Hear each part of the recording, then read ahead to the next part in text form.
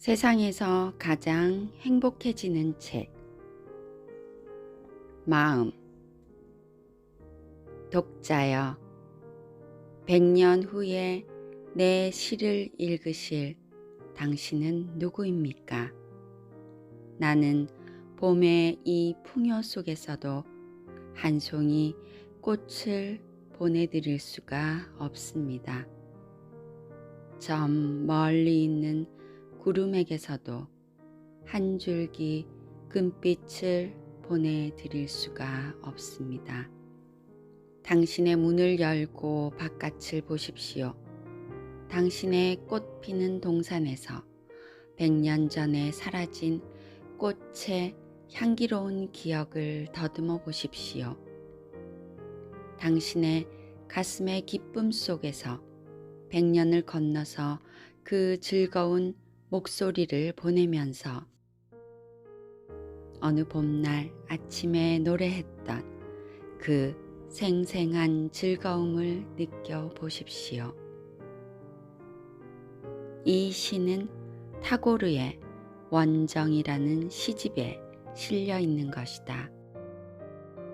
이 시집이 출판된 것은 1913년이라고 하니 이 시가 쓰인 것은 최소한 90년 전의 일이다.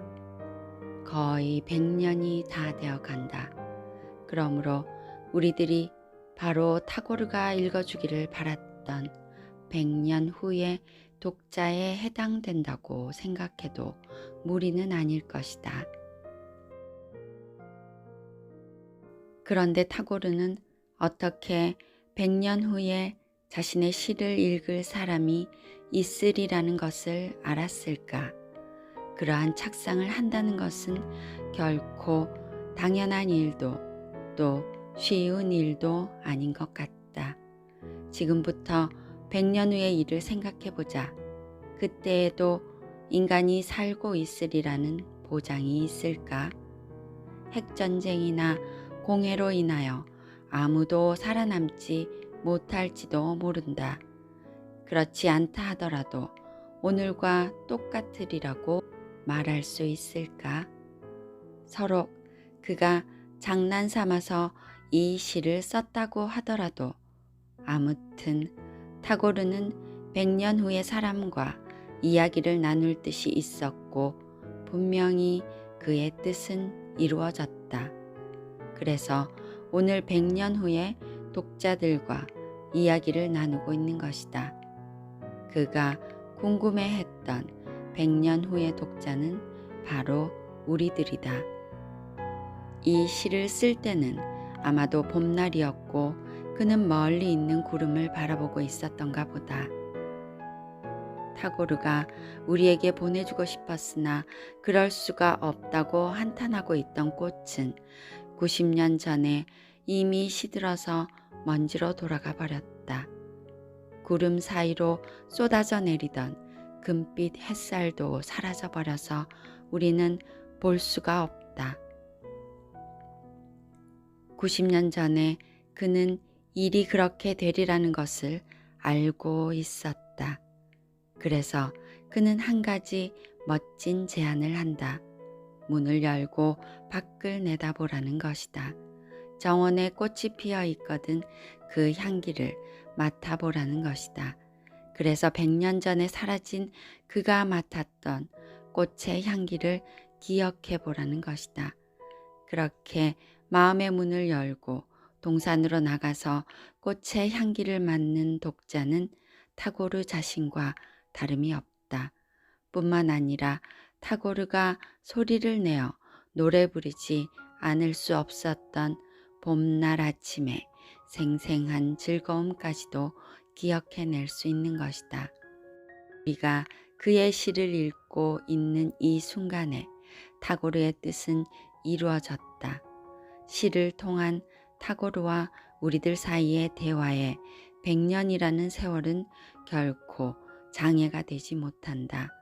만약 그가 물질로서 꽃송이나 햇빛을 보내려고 했다면 결코 성공할 수 없었을 것이다. 그러나 마음에 있는 향기나 즐거움을 전하고자 한다면 탁오르뿐만 아니라 그 누구도 실패할 수가 없다. 사람의 마음은 겉으로는 많이 달라 보여도 근본적으로는 다 같기 때문이다. 인도인이건 한국인이건 몇백 년의 세월을 사이에 두건 간에 사람들이 이처럼 서로 마음을 통할 수 있다는 것은 얼마나 놀라운 일인가. 이 시를 읽노라면 사람의 마음은 어쩌면 하나인지도 모른다는 생각이 들곤 한다. 좋은 생각, 깨끗하고 즐거운 마음은 서로 잘 통하기를 원한다. 그러나 미워하고 싫어하는 마음은 통하기를 거부하는 자세를 취한다. 마음이 통하는 사람과 나누는 따뜻한 차 한 잔, 그것이 삶의 즐거움 아니겠는가? 이원구.